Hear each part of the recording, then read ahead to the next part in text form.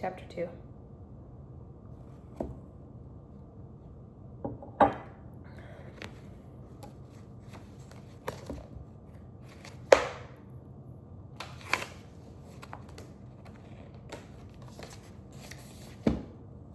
Mrs. Who. When Meg woke up to a jangling of her alarm clock, the wind was still blowing, but the sun was shining. The worst of the storm was over. She sat up in bed, shaking her head to clear it.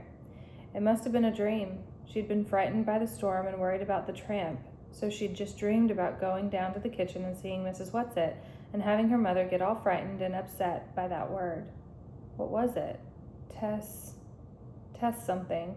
She dressed hurriedly, picked up the kitten still curled up on the bed, and dumped it unceremoniously on the floor.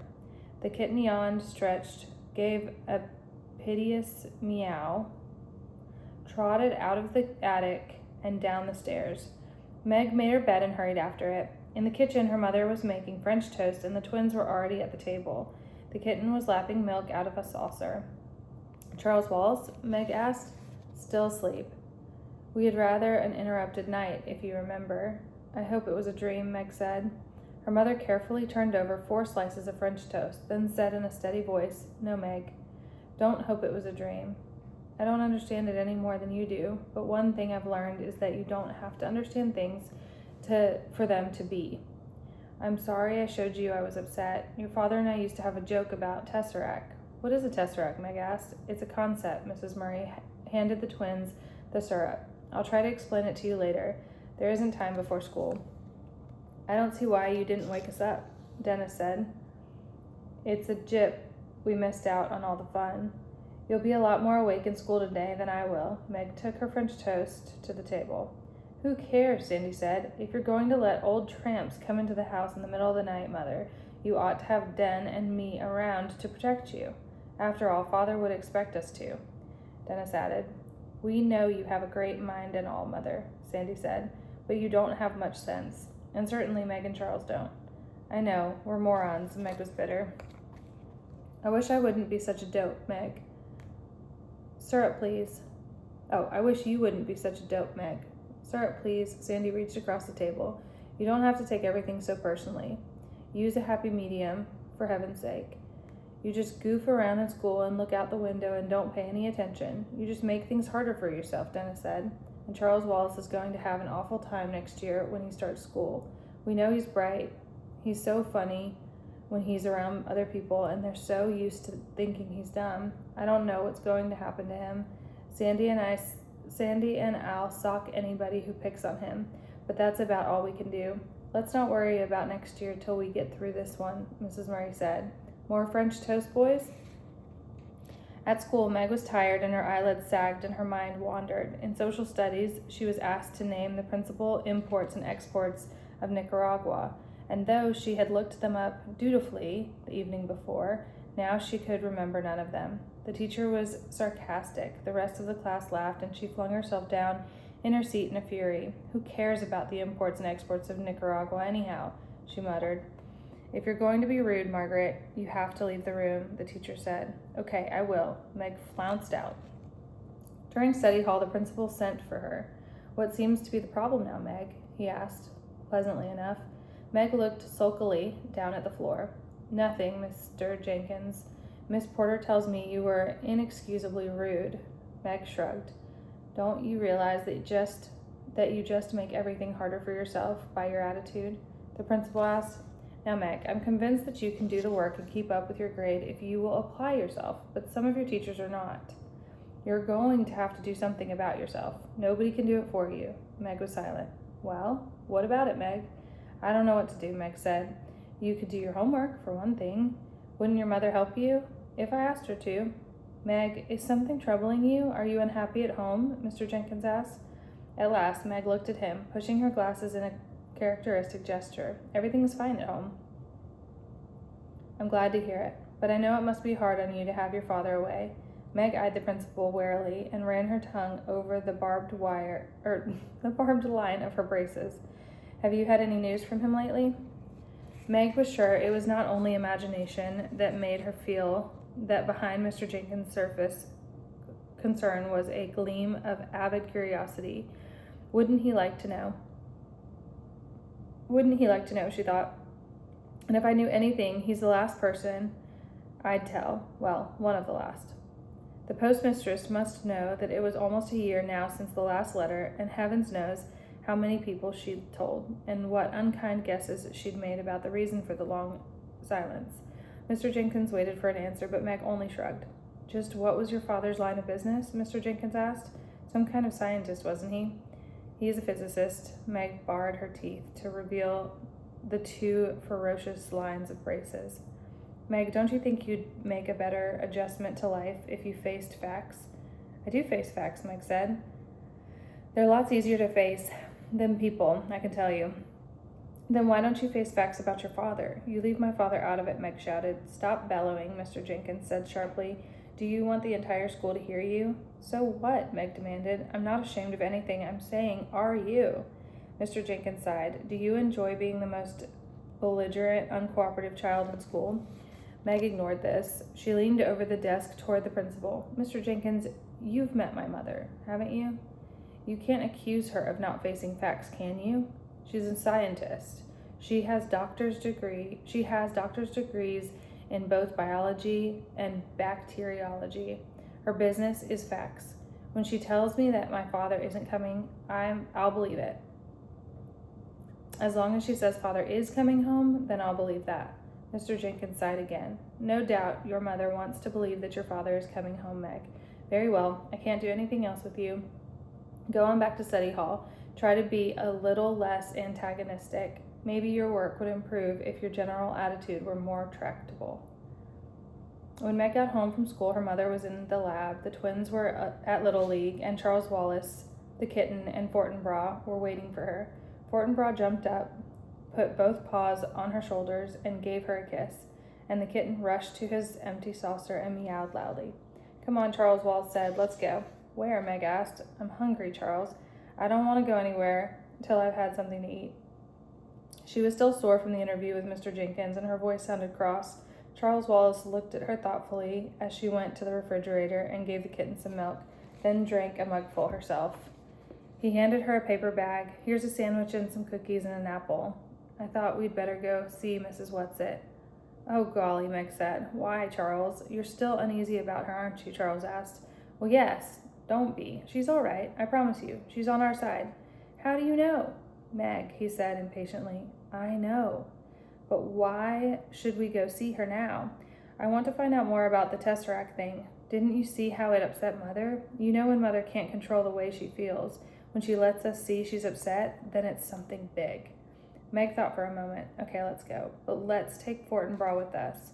Well, of course, he needs the exercise. They set off, Fortinbras rushing ahead and then doubling back to the two children, then leaping off again. The Murrays lived about 4 miles out of the village. Behind the house was a pine woods, and it was through this that Charles Wallace took Meg.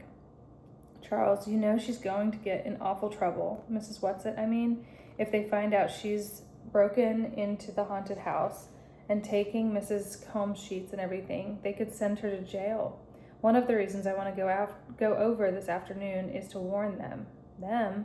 I told you she was there with her 2 friends. I'm not even sure it was Mrs. Whatsit herself who took the sheets, though I wouldn't put it past her. But what would she want with all those sheets? I intend to ask her, Charles Wallace said, and to tell them they'd better be more careful. I don't really think they'll let anybody find them, but I just thought we ought to mention the possibility. Sometimes during vacation, some of the boys go out there looking for thrills, but I don't think anybody apt to right now, what with basketball and everything. They walked in silence for a moment through the fragrant woods, the rusty pine needles gentle underneath their feet. Up above them, the wind made music in the branches. Charles Wallace slipped his hand confidently in Meg's, and the sweet little boy gesture warmed her so that she felt the tense knot inside her begin to loosen. Charles, love me at any rate, she thought. Charles, love me at any rate. School awful again? He asked after a while. Yes, I got sent to Mr. Jenkins. He made snide remarks about father. Charles Wallace nodded sagely. I know. How do you know? Charles Wallace shook his head. I can't quite explain. You tell me, that's all. But I never say anything. You just seem to know. Everything about you tells me, Charles said. How about the twins? Meg asked. Do you know about them too? I suppose I could if I wanted to, if they needed me, but it's sort of tiring, so I just concentrate on you and Mother. You mean you read our minds? Charles Wallace looked troubled. I don't think it's that. It's being able to understand a sort of language, like sometimes if I concentrate very hard, I can understand the wind talking with the trees. You tell me, you see, sort of inadvertently. That's a good word, isn't it? I got Mother to look it up in the dictionary for me this morning. I really must learn to read, except I'm afraid it will make it awfully hard for me in school next year if I already know things. I think it will be better if people go on thinking I'm not very bright. They won't hate me quite so much. Ahead of them, Fortinbras started barking loudly, the warning bay that usually told them that a car was coming up the road or that someone was at the door. Somebody's here, Charles Wallace said sharply. Somebody's hanging around the house. Come on. He started to run, his short legs straining. At the edge of the woods, Fortinbras stood in front of a boy, barking furiously. As they came panting up, the boy said, For crying out loud, call off your dog. Who is he? Charles Wallace asked Meg. Calvin O'Keefe. He's in regional, but he's older than I am. He's a big bug. It's all right, fella. I'm not going to hurt you, the boy said to Fortinbras. Sit, Fort, Charles Wallace commanded. Then Fortinbras dropped to his haunches in front of the boy, a low growl still pulsing in his dark throat. Okay, Charles Wallace put his hand on his hips. Now tell us what you're doing here. I might ask the same of you, the boy said with some indignation.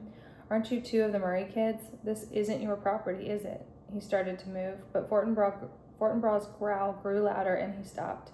Tell me about him, Meg, Charles Wallace demanded. What would I know about him? Meg asked. He's a couple of grades above me, and he's on the basketball team. Just because I'm tall, Calvin sounded a little embarrassed. Tall he certainly was, and skinny. His bony wrists stuck out of the sleeves of his blue sweater. His worn corduroy trousers were 3 inches too short. He had orange hair that needed cutting, and the appropriate freckles to go with it. His eyes were an oddly bright blue.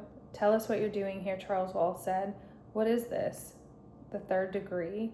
Aren't you the one who's supposed to be the moron?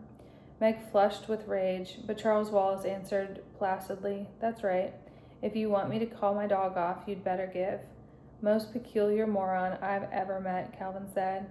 I just came to get away from my family. Charles Wallace nodded. What kind of family? They all have runny noses. I'm 3rd from the top of 11 kids. I'm a sport.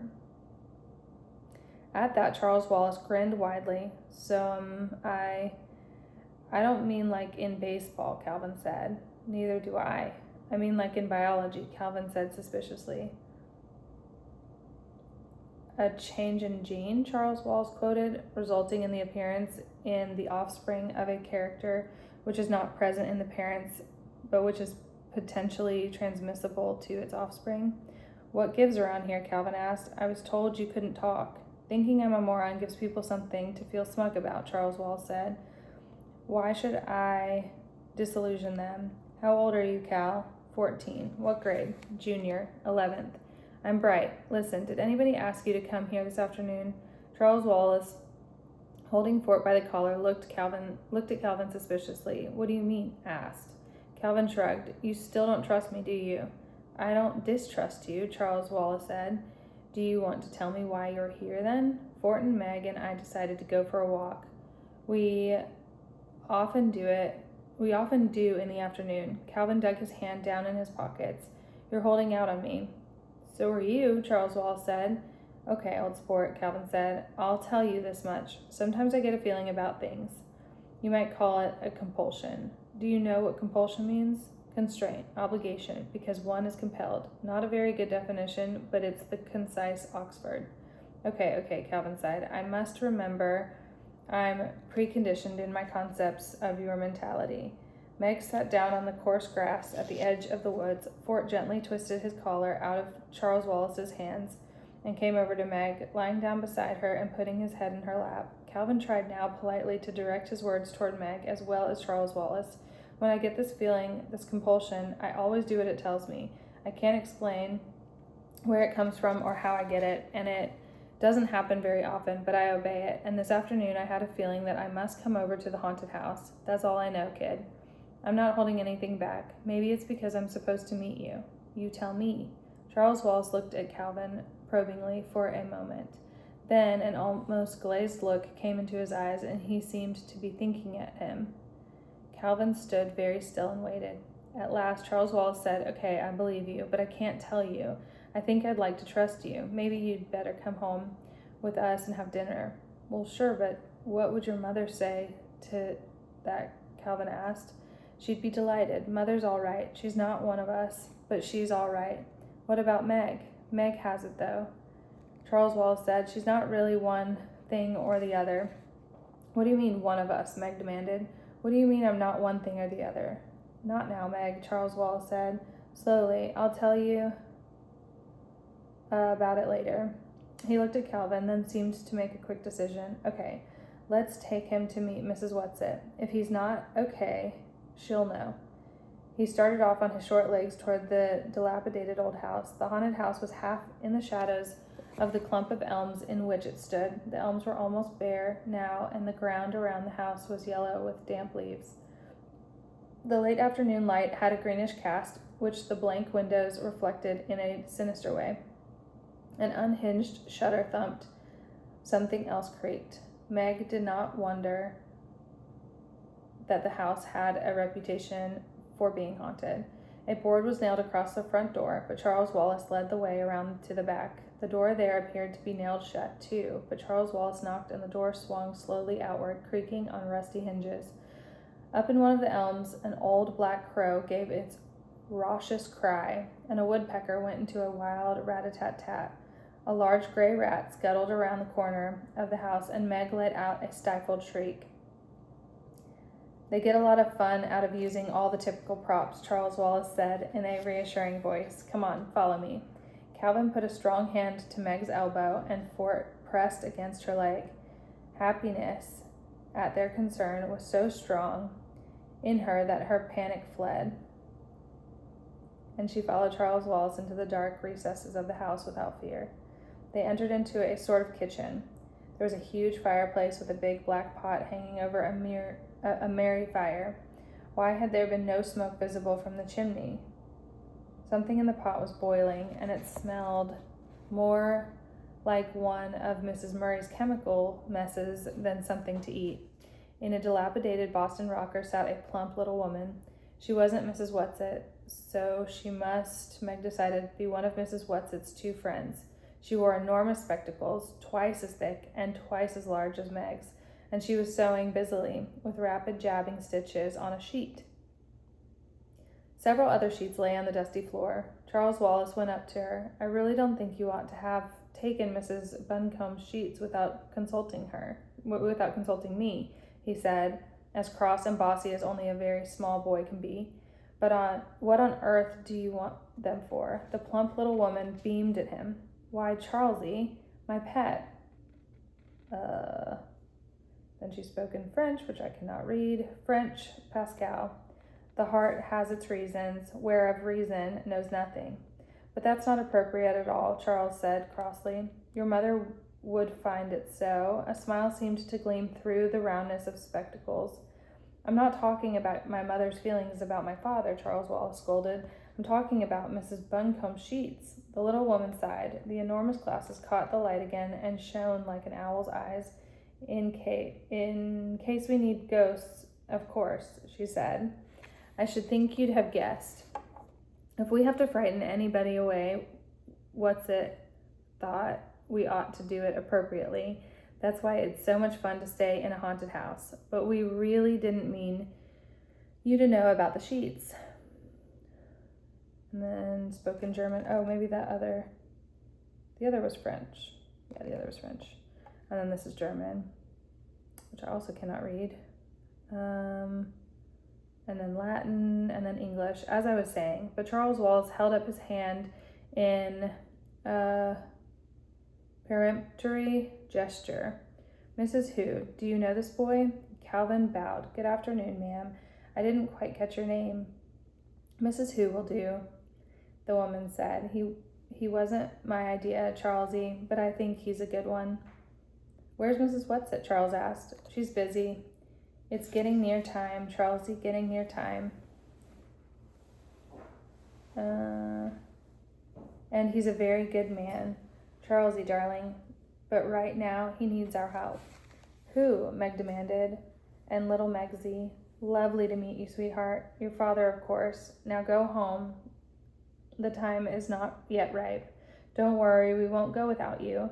Get plenty of food and rest. Feed Calvin up. Now, off with you." She speaks in Latin again. Latin again, of course. Faith is the sister of justice. Trust in us. Now shoo." And she fluttered up from her chair and pushed them out the door with surprising power. "Charles," Meg said, "I don't understand." Charles took her by the hand and dragged her away from the house. Fortinbras ran on ahead, and Calvin was close behind them. "No," he said, "I don't either. Yet. Not quite. I'll tell you what I know as soon as I can. But you saw Fort, didn't you? Not a growl, not a quiver. Just as though there weren't anything strange about it. So you know it's okay. Look, do me a favor, both of you. Let's not talk about it till we've had something to eat. I need fuel so I can sort things out and assimilate them properly." "Lead on, moron," Calvin cried gaily. "I've never seen your house, and I have the funniest feeling that for the first time in my life I'm going home."